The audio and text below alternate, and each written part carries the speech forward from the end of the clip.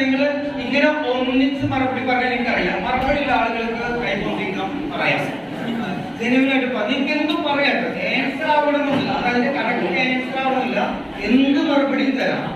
നിങ്ങൾ എഴുന്നേറ്റ് നിൽക്കാനുള്ളതാണ് എന്റെ വിദ്യ. എഴുന്നേറ്റ് നിന്ന് കഴിഞ്ഞാൽ ഞാൻ ഓക്കെ. എഴുന്നേറ്റ് പറഞ്ഞു, എഴുന്നേറ്റ് നിന്ന് പറഞ്ഞു. അത്ര സാറുകൾ വരാൻ പറഞ്ഞു. ഞാനിതാ വന്നു, സാറൊക്കെ എന്തായാലും സാറ് ചെയ്തോ വന്നിട്ടുണ്ട്. അത്രേ ഉള്ളൂ. Okay, next. അടുത്ത് സാറ് വരാൻ പറഞ്ഞു, വന്നു. അതിന്റെ ഏകദേശം ഈ കൂട്ടത്തില് മുന്നിൽ നിങ്ങൾ മിടുക്കരാവും. നിങ്ങൾ ഇപ്പൊ നോക്കി, അവിടെ ഒരാൾ എഴുന്നേറ്റ് നിങ്ങളൊക്കെ അങ്ങോട്ട് നോക്കിയില്ലേ? അതേപോലെ നിങ്ങൾ എഴുന്നേറ്റ് നിൽക്കുക. നിങ്ങളെ സമൂഹം നോക്കട്ടെ, നിങ്ങളെ എല്ലാവരും നോക്കട്ടെ. റെഡി? ഇനി ആരും എഴുന്നേറ്റ്, മൂന്നാൾക്ക് മാത്രം ചാൻസ് ഉള്ളൂ. റെഡി? 1 2 3 എഴുന്നേറ്റ് പടപടം. ഓക്കെ. ലോക വിവരം ഉണ്ടാവാനാണ്. പിന്നെ മറ്റൊരു കാലം നിൽക്കണം അല്ലേ? റെഡി? അടുത്ത ഒരാൾക്കും കൂടി 3 ആൾക്ക് 2 ആൾക്ക് ഒരാൾക്ക് വേഗം. റെഡി? 2 ആൾക്ക് എഴുന്നേറ്റ് പറഞ്ഞോ. പുതിയ കാലത്ത് ജീവിക്കാനാണ് വിദ്യാഭ്യാസം നേടുന്നത്. സൂപ്പർ. ഫേസ്ബുക്കും വാട്സാപ്പും ഇല്ലാവുന്നുണ്ട്. Okay, ready?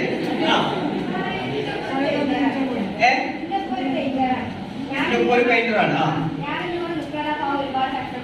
ഉണ്ട്.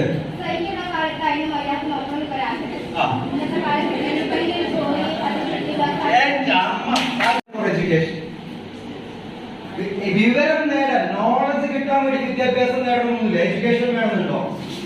എന്റെ നാട്ടില് എന്റെ കൂട്ടുകാരന്മാരായിട്ട് കുറെ ആൾക്കാരുണ്ട്. ഉദാഹരണം ഫൈസൽ. അവര് ഇടക്കിടക്ക് വരാറ്. നിങ്ങൾ ഈ പത്രത്തില് ചൂടുകാലം കൂടുമ്പോ അവരുടെ ഫോട്ടോ പത്രത്തിൽ വരാറുണ്ട്. കാരണം അവന് കേരളത്തിൽ ആദ്യമായിട്ട്, നിങ്ങൾ അയിനച്ചക്ക എന്താ പറയാ, ഒരു മുള്ളുമുള്ള ചക്ക പോലത്തെ ഒരു അയിനച്ചക്ക.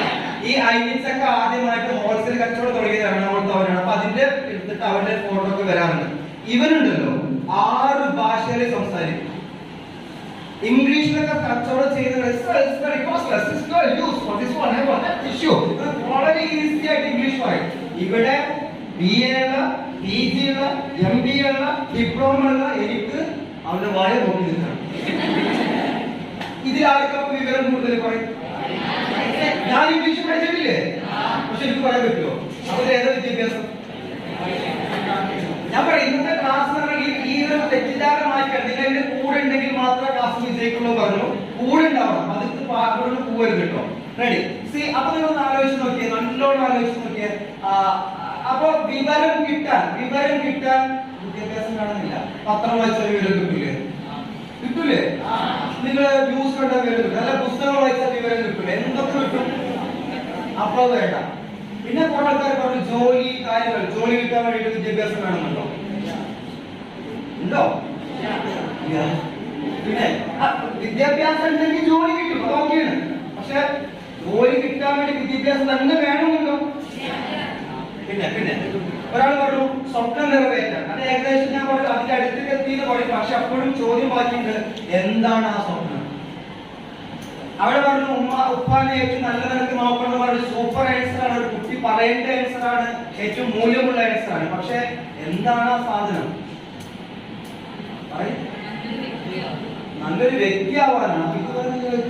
ഒരിക്കലില്ല, നല്ല വ്യക്തിയാണ്. ഓക്കെ, എന്തിനു വേണ്ടി പഠിക്കുന്നു? അതിന് ഇങ്ങനെ പറയാം നമുക്ക്. ഞാൻ അതിനെ 2 പേര് എജു പ്ലസ് ഇനി കാണുന്നില്ല, ആക്ഷൻ എഴുതിയിട്ട് നേടിക്കോളൂ. Okay, Edu plus action. ഞാൻ വിദ്യാഭ്യാസത്തിന് കൊടുക്കുന്ന നിർവചനം അങ്ങനെയാണ്.